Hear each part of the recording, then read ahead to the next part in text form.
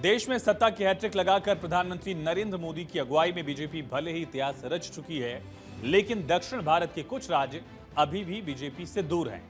खासकर तमिलनाडु और केरल की सियासी जमीन अभी भी बीजेपी के लिए बंजर बनी हुई है। अगले साल 2026 में तमिलनाडु और केरल दोनों राज्यों में विधानसभा चुनाव हैं, लिहाजा बीजेपी मिशन साउथ में जुट गई है, कमल खिलाने के लिए एक्सरसाइज कर रही है। पीएम मोदी एक्शन में है। पिछले महीने पीएम मोदी तमिलनाडु पहुंचे थे, सौगात दी थी और आज आंध्र प्रदेश के साथ ही केरल को भी कई सौगातें दी हैं। पीएम के मिशन साउथ को लेकर बात करेंगे, लेकिन पहले आज की तस्वीर दिखाते हैं। पीएम मोदी ने विझिंजम पोर्ट के उद्घाटन के मौके पर न सिर्फ शशि थरूर का जिक्र किया, बल्कि मंच पर मौजूद 15 लोगों में सिर्फ शशि थरूर से ही हाथ मिलाने की उनकी तस्वीरें वायरल भी हुई। पीएम मोदी जब मंच पर पहुंचे, सभी ने हाथ जोड़कर उनका अभिवादन किया, लेकिन थरूर ने भी यही किया। जब पीएम मोदी ने उनकी तरफ हाथ बढ़ाया, तो थरूर ने भी हाथ मिलाने के लिए अपना हाथ आगे बढ़ा दिया। कल जब पीएम पहुंचे थे केरल में, तब भी रिसीव करने के लिए भी वहां पर थरूर भी मौजूद थे। और पीएम मोदी और शशि थरूर की तस्वीरें बहुत कुछ कहती हैं। इसी दौरान पीएम मोदी ने इशारों में कांग्रेस पर हमला बोला, कहा आज का ये इवेंट कई लोगों की नींद खराब कर देगा। हमारे मुख्यमंत्री जी से भी मैं कहना चाहूंगा,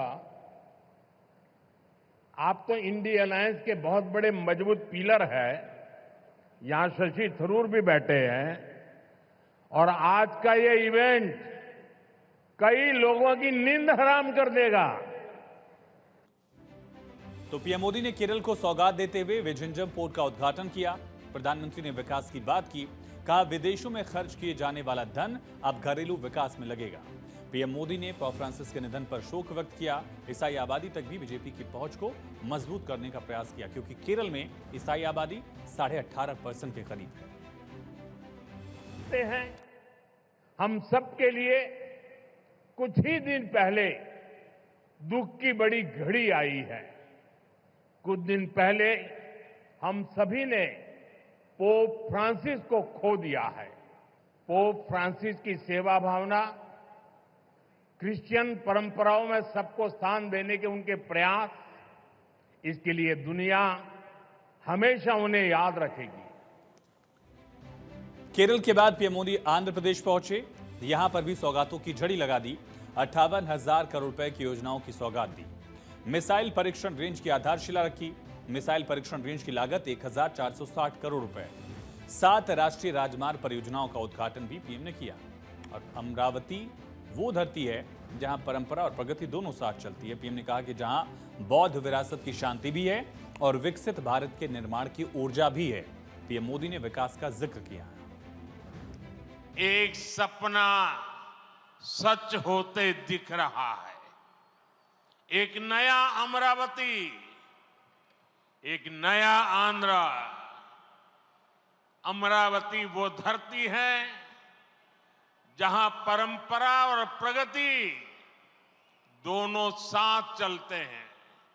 आज यहां करीब 60,000 करोड़ रुपए के प्रोजेक्ट का शिलान्यास और लोकार्पण किया गया है।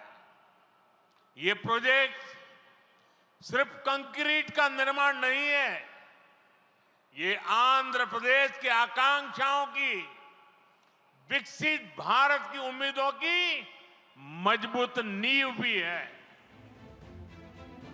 तो भारतीय जनता पार्टी के टारगेट पर दक्षिण का केरल, तमिलनाडु और पुडुचेरी वो राज्य या केंद्र शासित प्रदेश हैं जहां अगले साल विधानसभा चुनाव होने हैं। दक्षिण का सबसे बड़ा और अहम राज्य है तमिलनाडु। इसके बाद दूसरा बड़ा राज्य कर्नाटक है। कर्नाटक में बीजेपी सत्ता में रही है, इसके पहले बीजेपी ही वहां सत्ता में थी। लेकिन तमिलनाडु और केरल में सत्ता तो दूर, अच्छी तरह से बीजेपी की मौजूदगी भी दर्ज नहीं होती।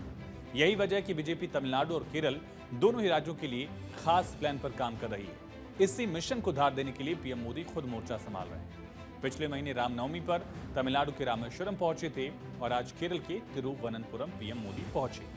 तमिलनाडु में लोकसभा चुनाव में बीजेपी का वोट शेयर पहली बार डबल डिजिट में रहा और केरल में लोकसभा चुनाव में पहली बार बीजेपी का खाता खुला। सुरेश गोपी ने जीत दर्ज की और बीजेपी ने केरल में करीब 17% वोट हासिल किए। केरल में देखें तो बीजेपी की पैठ बढ़ती दिख रही है। कम से कम आंकड़े इसी तरफ इशारा कर रहे हैं। कैसे, समझिए।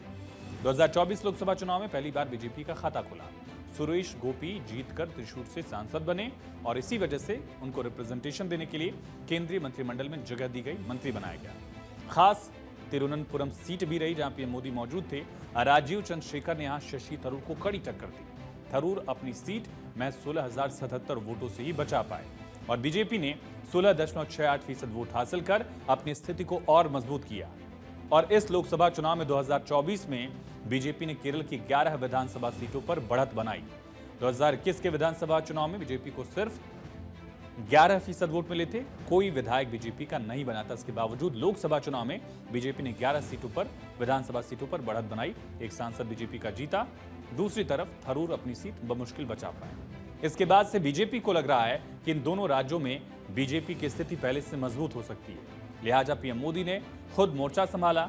विकास के साथ आस्था और हिंदुत्व पर भी लगातार नजर है। पिछले महीने रामेश्वरम में पीएम मोदी ने पूजा पाठ किया, नए पंबन ब्रिज का उद्घाटन किया था। वक्फ बिल का भी एक कनेक्शन जो है वो यहां पर दिखा